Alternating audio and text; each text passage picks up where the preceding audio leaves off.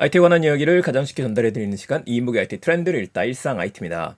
네, 안녕하세요. 즐거운 아침 6월달이 됐습니다. 아무쪼록 6월달 시작 멋지게 시작하시고요. 6월에도 IT에 대한 이야기들 매일 아침마다 전해드리도록 하겠습니다. 물론 중간중간에 잠깐 비는 날짜가 있기는 할 텐데 뭐 원하시는 내용도 있으시면 더 크게 한 번에 또 이야기 드리는 시간 가지도록 할게요. 첫 번째 이야기부터 가보도록 하죠. 따다드시, WWDC라고도 이야기를 하죠. 추가 소식이 있습니다.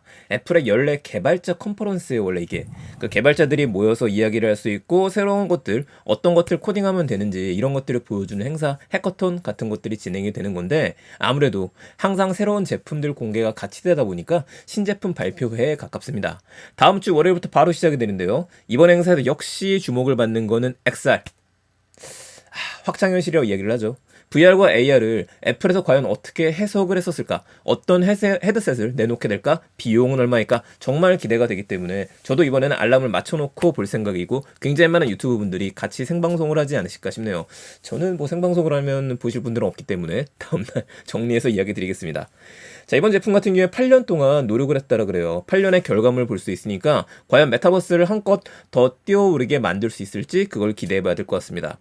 iOS 17 버전도 업데이트가 예정되어져 있죠. 17 버전에서 제일 기대하는 거는 저하고 여러분들의 목소리를 15분 정도만 녹음하게 되면 자유롭게 사용할 수 있게 만들어주는 것들. 이거는 약간의 위험성도 있다라는 이야기 제가 드렸었고 앞으로 향후에 인공지능이 우리의 목소리를 구분해서 알아들을 수 있도록 이것까지 우리가 정보를 제공하는 거다. 라는 두려움도 살짝 이야기 드린 바 있었었는데 뭐 기능 나오면은 써봐야겠죠.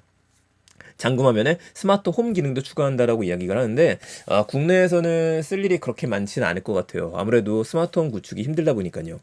새로운 맥북들이 출시될 것도 예상이 되고 있습니다. 무엇보다도 가장 큰 사이즈인 15인치 맥북 에어가 나오지 않겠느냐라는 이야기가 나오고요. 제가 또 기대하는 것 중에 하나는 정말 대형 사이즈의 아이패드 프로 이번에 공개가 될 것 같습니다. 12.9인치가 아이패드 프로의 가장 마지노선인 크기였었는데 이걸 훨씬 뛰어넘는 15인치 혹은 17인치까지 나오게 된다면 안 살 이유가 없겠죠? 물론 가격은 엄청나게 비싸겠지만요. 접이식이 될지도 궁금하기는 한데 애플에서 이번에는 무게 중심을 가상현실 쪽에 실었기 때문에 아무래도 폴더블은 다음번 행사 때 나오지 않을까 싶네요. 자, 이런 인사이트들 잠깐 몇 가지 정리합니다. 세 가지 정리해 드릴게요. XR 기술의 미래, 이번에 오픈되게 될지 아니면은 기후로 끝나게 될지 또 안 됐구나 차찬송의 태풍으로 끝나게 될지 우리가 봐야 될 것 같아요. iOS 17 업데이트는 바로 적용이 될 거기 때문에 이거 같이 한번 봐보시도록 하고요. 새로운 맥북 출시 앞두고 있으니까 지금 새로 주문해야지 하셨던 분들은 잠깐 지갑 닫으셔도 괜찮을 것 같습니다. 두 번째 이어보죠. 수원 광교 사시는 분들한테는 꼭 한번 해보시면 좋은 서비스가 생겼어요. 저도 집이 광교 근처이기 때문에 꼭 가서 한번 해보려고 합니다. 바로 수요 응답형 버스, 똑버스라고 하는 서비스가 오픈이 되는 건데요. 이 버스는 뭐냐면은 여러분들이 기다렸다가 버스 언제 오지? 이걸 하는 게 아니라 호출하시는 겁니다. 따로 정해진 노선도 없고 운영 계획표도 없다라고 이야기를 해요. 마치 택시를 부르는 것처럼 호출을 하게 되면은 이게 쭉 진행이 되다가 여기네? 그럼 10분 뒤에 도착합니다. 라는 식으로 출발지와 목적지를 최적으로 계산을 해서 데려다 주게 되는 것들입니다. 요금은 똑같다 그래요. 1,450원이고 교통카드 이용하게 되면 할인도 적용이 됩니다.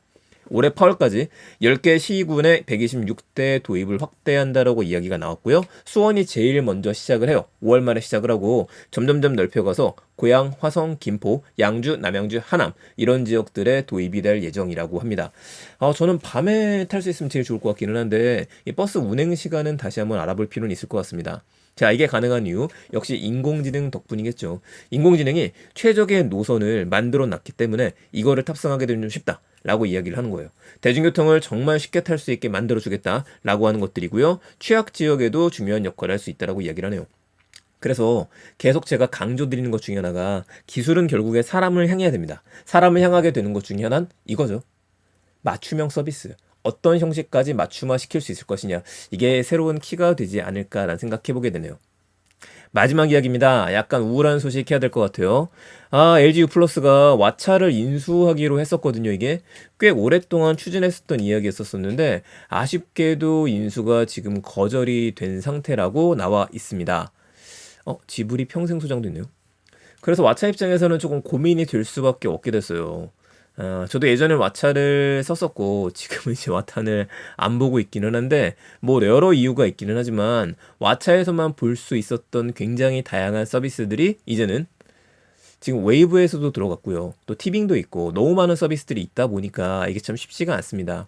어떻게 해야지 왓챠가 살아남을진 저도 좀 고민이 되는데 뭐 내부에서 더 많은 고민을 하고 있겠죠. 지금 이렇게 왓챠 익스클루시브 좋은 것도 많은데 좀 아쉽네요. 저 오랜만에 다시 들어왔는데 이게 뭐가 문제일까요, 왓챠? 여러분도 어떠세요? 왓챠 계속 보고 계실 것 같긴 합니다만 제가 몇 년 전에도 그런 이야기를 OTT 강의할 때 한번 이야기 들었었던 것 같아요. 결국에 OTT의 핵심은 어디에 있냐면은 바로 이 부분이죠. 어떤 부분이냐? 여러분들이 얼마나 내가 보고 싶은 컨텐츠 오리지널이 있느냐 없느냐 차이가 될 것 같아요. LG U 플러스 입장에서는 이걸 했었어야 된다라고 생각을 하는데 글쎄요. 좋은 결정을 내렸다고 봐야겠죠. 내부에서는요. 왓챠 입장에서는 아쉬울 수밖에 없게 됐고요. 이제는 다시 또 새로운 투자처를 찾아야 될 시기가 됐습니다. 과연 누가 인수를 하게 될까요?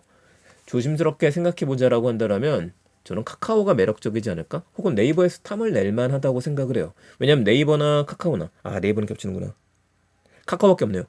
네이버는 시리즈 온 서비스가 있는데 좀 약하기는 하고 카카오 같은 경우에는 카카오 TV 이쪽 사실 볼 거 없거든요. 그렇다면은 왓챠를 인수를 해서 다시 한번 도약을 꿈꾸는 것도 괜찮지 않을까. 이러면은 그 카카오 같은 경우에는 구독자 서비스를 내놓을 수 있는 가장 기본을 갖추게 되기 때문에 그렇습니다. 여기까지는 제 생각이었었고요. OTT 시장 왓챠가 꼭 살아남기를 기대해 봅니다. 저도 많이 기대하는 서비스예요. 오늘 이야기 따따대시 추가 소식에 대한 것들 그리고 호출형 버스 똑버스 운행 시작 광고에서 시작을 했다. 마지막으로 왓챠 인수 포기에 대한 세 가지 소식 정리해드렸습니다. 아무쪼록 좋은 하루 되시고요. 저는 내일 또 재밌는 이야기 가지고 찾아뵙겠습니다. 감사합니다. 일상 IT였습니다. 좋은 하루 되세요.